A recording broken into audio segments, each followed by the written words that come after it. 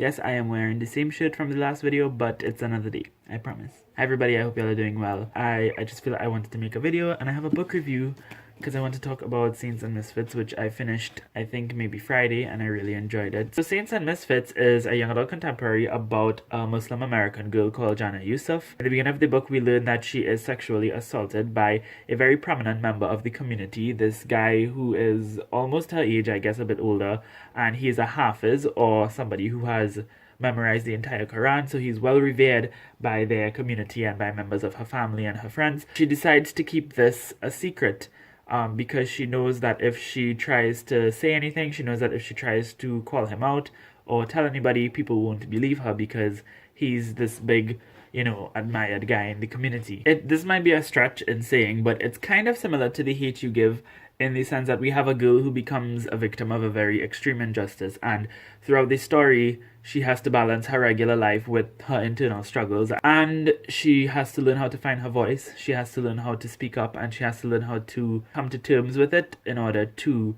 be able to tackle it instead of just bottling it up. My favorite thing about this book is the characters. There were so many different characters in this book, so like a lot for such a short contemporary book. The one thing I really liked about the friendships in this book is that she had a whole bunch of different friends who weren't friends with each other, and I feel like that's very realistic, and I really enjoy that because usually when we see friendships in books, they usually just have the one best friend, or it's like a golden trio sort of thing. The family rep was also really great. Jana is the daughter of divorced parents. That kind of plays a role throughout the story, and there's a lot of tension that arises between her and both of her parents. And then she has a brother who plays a very, very prominent role in the book as well. One of my favorite characters from this book is a woman who is a niqabi woman, which means that she covers her face with the veil. Niqabi women, both within and outside of the Islamic community, have a lot of stigma because of the way that they dress. Obviously, a lot of people don't like it and they don't get it, and they're very ignorant towards it, and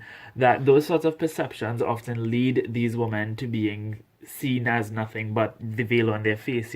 This book really does humanize this one girl, and she's very sassy, she's badass, she's outspoken, but she has a lot of flaws as a character as well. So I really enjoyed seeing like a realistic representation of a person who wears the niqab. It was great. But it was just a nice overall view of the Islamic community in this part of Illinois where they live, and just seeing different people from different backgrounds and different cultures, because that's kind of, I guess, how it is in the United States. I mean, back home in Trinidad, it's like either, you're Indian or you're black, but in the States, when it comes to Muslim communities, you have people who are Egyptian, who are Indian, who are Pakistani, who are Middle Eastern, who are, African, all of these different things. And Jana herself is actually half Egyptian, half Indian, and that has a subtle influence in the story as well, I would say, and I really enjoyed seeing that. I loved the Islamic rep in this book because you had a girl who's a Muslim in this book who is not the perfect Muslim, who tries her best, but honestly she has her flaws. She's a young girl living in America. She has a crush on a boy who's non-Muslim. She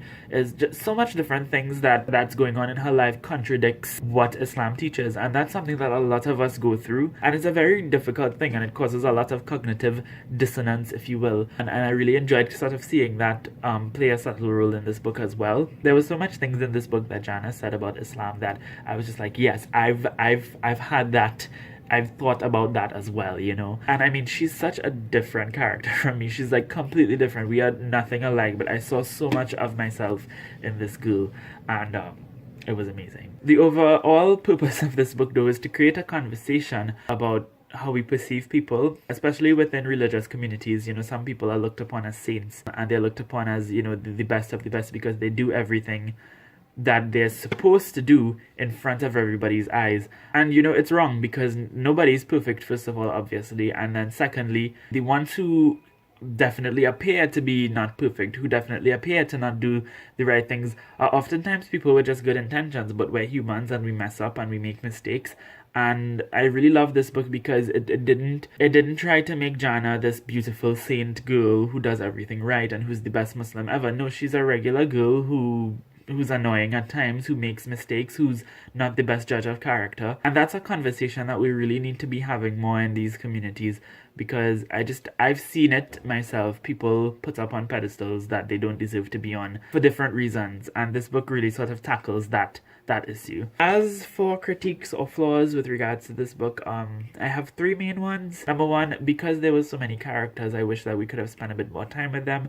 If this book was a bit longer, like if it was a 400, close to 500 page book, I think that would have given enough time to see a more fleshed out version of all of these characters, because they were a lot. There were a lot of characters who were very interesting as well. They were just bland two-dimensional characters, but I feel like I didn't get enough of them. I wanted something more. The second thing was the writing, just the way that the author constructed her sentences. I found that it tended to be a bit jarring at times, and it didn't flow properly. And the final thing is that the ending was very rushed. If we had like just a few more pages to just wrap up the story a bit better, that would have been great, but it just ended kind of like on a high note, and then boom, it's done. But overall, I think the merits to this book definitely outweighs its flaws. I highly recommend that you go and pick up Saints and Misfits. It's a new release. Go and get yourself a copy, borrow it from the library, buy it, steal it, don't steal it. Anyways, that's going to be it for this video. Stay sane, stay safe. Thank you so much for watching. I hope you have a lovely, lovely day, and until next time, inshallah, keep reading.